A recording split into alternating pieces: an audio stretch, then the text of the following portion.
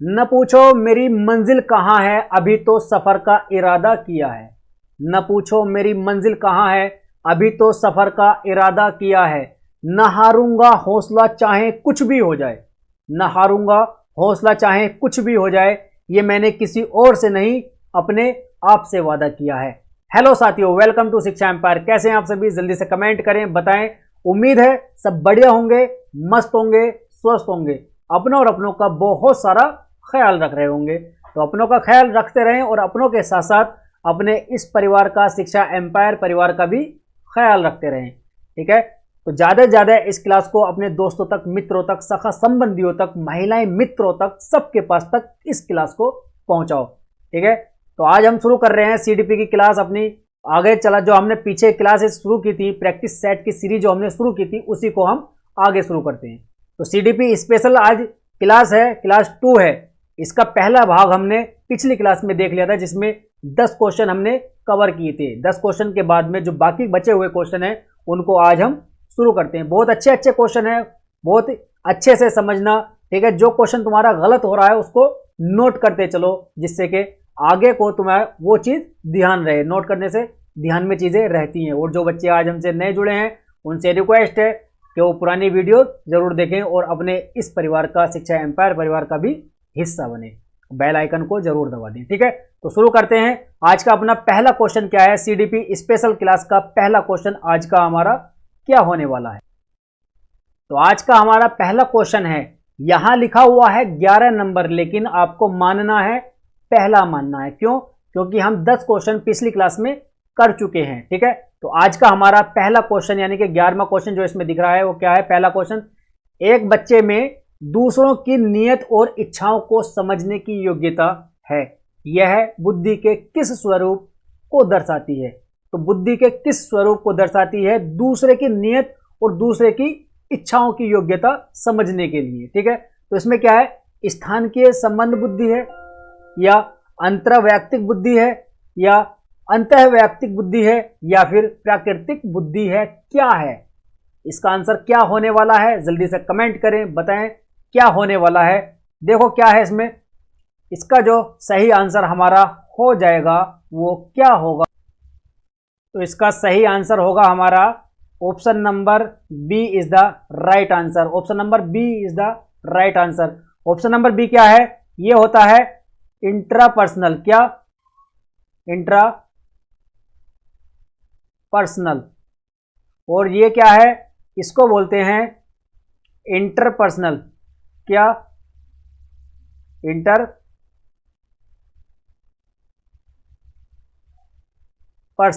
ठीक है, ये है इंट्रापर्सनल और ये है इंटरपर्सनल। ठीक है, आगे चलते हैं, अगला क्वेश्चन देखते हैं। अगला क्वेश्चन क्या है हमारा? दूसरा क्वेश्चन है हमारा। दूसरा क्वेश्चन क्या कहता है? राष्ट्रीय शिक्षा नीति 2020 में निम्न में से कौन सा कथन प्रस्तावित है? जो ये नीचे कुछ कथन दिए हुए हैं, ऑप्शन बी, ए, बी, सी, डी करके, तो इनमें से कौन सा कथन है जो कि राष्ट्रीय शिक्षा नीति 2020 में प्रस्तावित है? कौन सा है? ऑप्शन नंबर ए क्या है? ऑप्शन नंबर ए कह रहा है कि अपनी मातृभाषा में शिक्षित होना शैक्षिक और प्रौद्योगिक उन्नति में बाधक है। तो ऐसा है क्या कहीं लिखा हुआ? नहीं, बाधक नहीं होता, तो इसको काट दो। मतलब अपनी जो मातृभाषा है उसमें शिक्षित होना क्या वो बाधक है उन्नति में? नहीं ना, ये तो गलत है। विद्यालयों को बच्चों को अंग्रेजी भाषा की प्रथम भाषा के रूप में सीखने और बोलने के लिए प्रोत्साहित करना। मतलब अंग्रेजी को प्रथम भाषा यानी कि जो पहली भाषा होनी चाहिए हमारी वो मातृभाषा होनी चाहिए, उसमें इंग्लिश को नहीं करना है, ये भी नहीं कहा गया। ठीक है, इसको भी काट दो। ठीक है, दो गलत हो गए। ऑप्शन नंबर सी हमारा, बाल विद्यार्थियों के लिए बहुभाषी होने के उच्च संज्ञानात्मक लाभ हैं। तो यहां क्या है? यही हमारा सही आंसर हो जाएगा। ठीक है, क्योंकि बहुभाषी क्या है? एक तो हमारी मातृभाषा हो गई जो हम बोलते हैं, जैसे कि हम नॉर्थ इंडिया के हिंदी बोलते हैं, या फिर साउथ इंडियन भाषा कोई भी कन्नड़ और मलयालम, इनमें से तेलुगु कोई सी बोलते, तो ये वहाँ की मातृभाषा हो जाती है। और उनके साथ साथ अन्य कोई भी इंग्लिश में पढ़ा दो, संस्कृत में पढ़ा दो, हिंदी में पढ़ा दो, इंग्लिश में, किसी में भी मातृभाषा के साथ साथ जो अन्य भाषा हम लेते हैं उसको बोलते हैं हम बहुभाषा। ठीक है, बहुभाषी होने के कई उच्च लाभ होते हैं। ठीक है, कई सारे लाभ होते हैं, वो इसमें ऑप्शन नंबर सी हमारा सही आंसर हो जाएगा। मैंने इसमें काट दिया क्या? नहीं भाई, काटना नहीं है इसको, ये हमारा सही हो जाएगा। ठीक है, option number C is the right answer. चौथा पढ़ लेते हैं, चौथा पढ़ लो। द्विभाषी उपागम विद्यार्थियों में उलझन पैदा करता है। नहीं, उलझन नहीं पैदा करता। ठीक है, इसको भी काट दो, तो हमारा सी हमारा आंसर हो जाएगा। आगे चलते हैं, अगला क्वेश्चन देखें। अगला क्वेश्चन क्या कहता है? क्वेश्चन नंबर 3 हमारा क्या कहता है? जेंडर भूमिकाएं क्या होती हैं? जेंडर भूमिकाएं, जो जेंडर के जो हम देखते आते हैं रूढ़िवादिता, वो क्या है, उसके बारे में क्या भूमिकाएं हैं, वही पूछा है। अधिग्रहित व्यवहार है, जन्मजात व्यवहार है, या जैविक संरचनाएं हैं, जैविक मतलब बायोलॉजिकल है, या आनुवंशिक निर्धारित है, यानी आनुवंशिकता से, हेरिडिटी से निर्धारित है। हमें क्या है ये? तो इसका आंसर क्या होने वाला है, जल्दी बताओ। तो जैविक भूमिकाएं जो हैं वो हमारी अधिग्रहित व्यवहार होती हैं, यानी कि हम एक्वायर्ड करते हैं इन चीज को, समाज से हम एक्वायर्ड करते हैं। सामाजिक रूढ़िवादिता है ये ना तो जन्मजात होती है, ठीक है, ना तो जन्मजात होती है जेंडर, और ना ही जैविक होती है, और ना ही आनुवंशिकता से मिलता है। ये सब क्या है? ये हमारा रूढ़िवादिताएं है, सामाजिक, समाज से ही हमें सब कुछ ये मिला है हमें। ठीक है, जहां तुम्हें देखो, अगर ये जैविक होता तो कहीं भी अगर तुम डॉक्टर की दुकान पर जाओगे, किसी भी डॉक्टर की दुकान पर जाओगे, वहां जो एक पर्चा बनता है ना डॉक्टर को दिखाने के लिए, उसके ऊपर लिखा होता है सेक्स। ठीक है, और यहां इस तरह से लिखा होता है हिंदी में लिंग। तो जेंडर को कभी भी लिंग से नहीं नापा जाता। ठीक है, वहां ये कोई भी एक भी कॉलम ऐसा नहीं होता जिसमें कि तुम्हारा क्या जेंडर लिखा हो।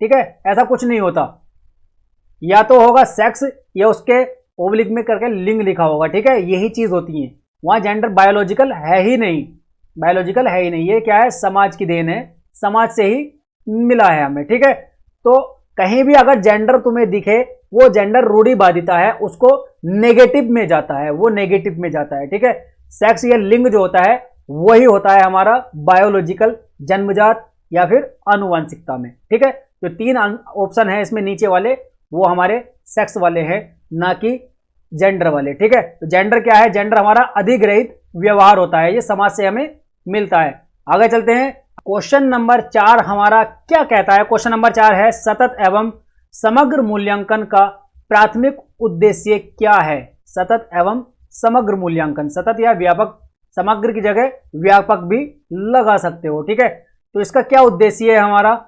कि छात्रों के प्रदर्शन की एक दूसरे से तुलना करना। तुलना नहीं करते हम, तुलना कहीं करेंगे ही नहीं, एक दूसरे से बच्चों की तुलना नहीं करेंगे। जहां भी तुलना का तुम्हें ऑप्शन दिखे उसको काट दो, वो नेगेटिव है। छात्रों की समझ को आंकना और पाठ्यक्रम तथा शिक्षा शास्त्र को इसके अनुसार रूपांतरित करना, यानी कि पाठ्यक्रम और शिक्षा शास्त्र के अनुसार ही इसको रूपांतरित करना। तो क्या है ये हमारा सही आंसर हो जाएगा। यही हमारा इसका सतत एवं व्यापक मूल्यांकन का उद्देश्य होता है। ठीक है, तो अगले क्वेश्चन देख लो, ऑप्शन क्या है? छात्रों को उनके प्रदर्शन के अनुसार वर्गीकरण, नहीं, वर्गीकरण भी नहीं करना है हमें। छात्रों को किसी विषय में सफल और विफल घोषित भी नहीं करना है। तो हमारा B is the right answer हो जाएगा। आगे चलते हैं, अगला क्वेश्चन देखें। क्वेश्चन नंबर 5 हमारा आ गया है। क्वेश्चन नंबर यहाँ 15 लिखा हुआ, लेकिन क्या है ये 5 है। ठीक है, 5 मान के चलना। क्या है? अपनी कक्षा के लिए मूल्यांकन पद्धति तय करने से पहले एक शिक्षक को किन बातों पर विचार करना चाहिए? इस क्वेश्चन में आएगा मजा। ये है क्वेश्चन बहुत बढ़िया। तो मेरे अलावा इन परिणामों का उपयोग कौन करेगा? इस पर विचार करना चाहिए। विशिष्ट छात्रों के अधिगम वक्र का पता लगाने का सर्वोत्तम तरीका क्या है? इस पर विचार करना चाहिए। या कौन सा तरीका अध्यापिका को स्वयं के शिक्षा शास्त्र पर चिंतन में मदद करेगा? कौन सी विधि छात्रों को उच्चतम अंक पाने में मदद करेगी? कौन सा इसमें आंसर होने वाला है वो तुम्हें अब बताना है, कौन सा आंसर होगा। ठीक है, बताओ जल्दी। एक काम करो, इसका ये तुम्हारा होमवर्क हो गया है, सोचना, खूब सोचना, तब बताना इसके बारे में। फिर कमेंट करना, अगर नहीं होता है तो बताना कमेंट करके, फिर आगे किया जाएगा। लेकिन खुद से जरूर करना, ट्राई जरूर करना पड़ेगा तुम्हें। ठीक है, आगे चलते हैं, अगला क्वेश्चन, ये तुम्हारा होमवर्क हो गया है। अगला क्वेश्चन देखते हैं। क्वेश्चन नंबर 6 क्या कहता है, समावेशी शिक्षा से अभिप्राय क्या है। तो इंक्लूसिव एजुकेशन बहुत अच्छे से तुम्हें पढ़ाई गई है, पिछली क्लासों में डिटेल में बताया गया है। इसकी 2 क्लास हैं, जो आज नए बच्चे हमसे जुड़े हैं वो डिटेल में इंक्लूसिव एजुकेशन यानी कि समावेशी शिक्षा की क्लास जरूर देखें, ठीक है। और जब देखोगे तो उसमें बहुत अच्छे से तुम्हें क्लियर हो जाएगा ये वाला क्वेश्चन भी। तो देखते हैं क्या है।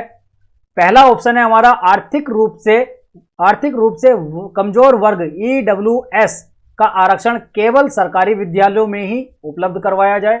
नहीं, EWS इकोनॉमिकली वीकर सेक्शन, तो ये सिर्फ सरकारी स्कूलों में ही उपलब्ध कराना चाहिए, बिल्कुल नहीं, तो इसको काट दो, ठीक है, ये तो हो गया गलत। और दिव्यांग छात्रों को सिर्फ विशेष विद्यालयों में ही शिक्षा दी जाए। नहीं, समावेशी शिक्षा तो ये कहती है कि जो भी बच्चे हैं, जितने भी विशिष्ट और जो सामान्य और विशिष्ट दोनों को एक ही स्कूल में, एक ही विद्यालय में और एक ही छत के नीचे बिठाकर शिक्षा दी जाए, तो ये भी गलत हो जाएगा। तीसरा ऑप्शन है, सरकारी विद्यालयों में केवल अंग्रेजी भाषा पढ़ाई जाए। नहीं, केवल अंग्रेजी भाषा बिल्कुल नहीं पढ़ाई जाए, सभी भाषाएं पढ़ाई जाएं, जिसको बहुभाषिकता कहते हैं, ठीक है। जो बच्चे जिस भाषा से आते हैं उसी भाषा में उसको पढ़ाया जाए। तो अगला क्वेश्चन है हमारा, वो ऑप्शन क्या है, योग्यताओं से परे होकर सभी बच्चों को गुणवत्तीय शिक्षा यानी क्वालिटी वाली जो शिक्षा होती है, क्वालिटी एजुकेशन उपलब्ध कराई जाए। ये हमारा सही आंसर हो जाएगा। यही हमारा समावेशी शिक्षा यानी कि इंक्लूसिव एजुकेशन का उद्देश्य होता है, ठीक है। अगला क्वेश्चन देखते हैं। क्वेश्चन नंबर 7 हमारा क्या कहता है। क्वेश्चन नंबर 7 है, इसमें कथन दिए गए हैं और उसका कारण दिया गया है, उसमें से तुम्हें छांट के बताना है कौन सा ऑप्शन सही है। तो कथन पढ़ता हूं मैं। पढ़ाते समय एक शिक्षक को पाठ्य सामग्री को दर्शाने के विभिन्न तरीके अपनाने चाहिए। ये तो हो गया कथन ए। कारण क्या है, उसका कारण क्या है, आर, जिसको बोला गया है शिक्षक को अधिगमकर्ताओं, जो सीखने वाले हैं, अधिगमकर्ताओं की विविध आवश्यकताओं, अलग अलग जो आवश्यकताएं होती हैं उनके अनुसार या आवश्यकताओं हेतु अपने शिक्षा शास्त्र को उनके अनुकूल बनाना चाहिए। तो इनमें से जो ऑप्शन सही है हमारा वो कौन सा होगा, इन दोनों कथनों को देखने के बाद में क्या होता है, तो हमारा सही आंसर हो जाएगा ऑप्शन नंबर ए। क्यों? क्योंकि कथन ए भी सही है और कथन जो कारण है, रीजन, वो भी सही है। ए और आर दोनों सही हैं और आर सही व्याख्या करता है ए की, आर ए की सही व्याख्या करता है, ठीक है। तो इसमें सही आंसर हमारा ऑप्शन नंबर ए हो जाएगा।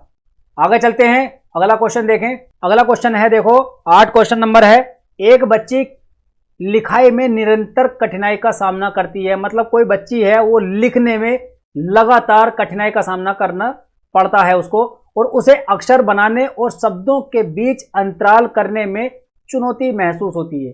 जो शब्द है उनके बीच में जो अंतर है, उनका अंतराल यानी कि उनका गैप करने में भी चुनौती महसूस होती है। यह लक्षण किस अधिगम विकार की ओर इशारा करता है? तो बताओ किसकी ओर इशारा करता है ये? अधिगम अक्षमता बहुत अच्छे से पढ़ाई गई है तुम्हें, बताओ कौन सा है? तो इसमें हो जाएगा हमारा क्या, पठन वैफल्य होगा। बोलो, पठन वैफल्य नहीं ना, चलो ठीक है, हो गया पठन वैफल्य, गलत। आलेख वैफल्य, गणना वैफल्य, ये भी गलत। ध्यान एवं अति सक्रिय वैफल्य, जिसको ADHD बोला जाता है, और ये हो जाएगा हमारा आलेख वैफल्य, जिसको कहा जाता है, क्या कहा जाता है? डिस्ग्राफिया। क्या कहा जाता है? डिस्ग्राफिया, ठीक है। आगे चलते हैं, अगला क्वेश्चन देखें। अगला क्वेश्चन क्या कहता है? क्वेश्चन नंबर 9 है हमारा, विद्यार्थियों में व्यक्तिगत विभिन्नताओं को पूरा करने के लिए एक शिक्षक को डैश है, और आगे इन ऑप्शन में से कौन सी लाइन ऐसी है जो कि हमारे क्वेश्चन को पूरा करती है? कौन सी है बताओ इनमें से? तो हमारा क्वेश्चन पहला है, मानकीकृत पद्धतियों और आकलन के तरीकों का उपयोग करना चाहिए। ऑप्शन बी, शिक्षा शास्त्रीय उपागमों और मूल्यांकन के विविध साधनों का उपयोग करना चाहिए। रटन आधारित अधिगम को निर्धारित करने के लिए एक रूप शिक्षा शास्त्र का इस्तेमाल और करना चाहिए। और योग्यता योगात्मक आकलन पर बल देना चाहिए, पेपर पेंसिल आधारित परीक्षणों की संख्या में वृद्धि करना और पुनर्मरण पर बल देना। पुनर्मरण मतलब पुनर्निर्माण या दोबारा याद करने को पुनर्मरण कहा जाता है। ठीक है, तो इसमें जो हमारा सही आंसर होगा वो होगा ऑप्शन नंबर बी। क्यों होगा? शिक्षा शास्त्रीय उपागमों और मूल्यांकन के विविध यानी के अलग अलग तरीकों का उपयोग करना चाहिए, तरीकों का या साधनों का उपयोग करना चाहिए। ठीक है, आगे चलते हैं। क्वेश्चन नंबर 10 है, निम्न में से कौन सा सृजनात्मकता का अनिवार्य लक्षण है? Which of the following is an essential characteristic of creativity? कौन सा इनमें से अनिवार्य लक्षण होगा किसका? क्रिएटिविटी का या सृजनात्मकता का। बताओ। अपसारी चिंतन, आवेगशीलता, सोच में केंद्रीकरण, अभिसारी चिंतन क्या होगा? बताओ, जल्दी बताओ क्या होगा। तो हमारा हो जाएगा डाइवर्जेंट थिंकिंग।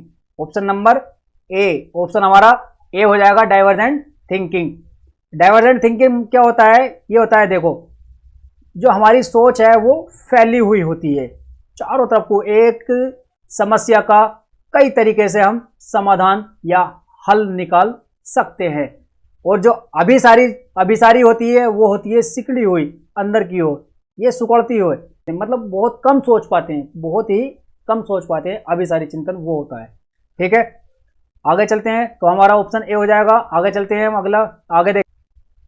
तो हमारे क्वेश्चन यहाँ खत्म हो गए हैं। 10 क्वेश्चन आज हमने कवर कर लिए हैं, 10 हमने पिछली क्लास में किए थे, तो पूरे 20 क्वेश्चन हमारे हो गए हैं। तो आपका बहुत बहुत धन्यवाद क्लास को देखने के लिए, और साथ बनाए रखें, क्लास देखते रहें और लाइक शेयर सब्सक्राइब भी करते रहें। क्लास कैसी लगी कमेंट करके जरूर बताना। उसी के साथ मिलते हैं अगली क्लास में, तब तक के लिए हंसते रहें, मुस्कुराते रहें, अपना और अपनों का बहुत सारा ख्याल रखें।